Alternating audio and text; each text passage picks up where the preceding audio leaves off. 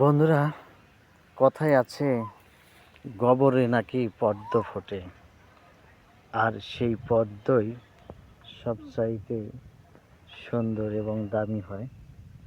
তো এখানে গোবরের একটা স্তূপ, এর উপরে আপনারা দেখতে পাচ্ছেন কিছু ফুল। এই গ্রামগঞ্জে যেগুলি হয়ে থাকে নাম জানি না। এবং এখানে আরেকটি ফুল দেখতে পাচ্ছেন, দুই দিকে দুইটা চলে গেছে।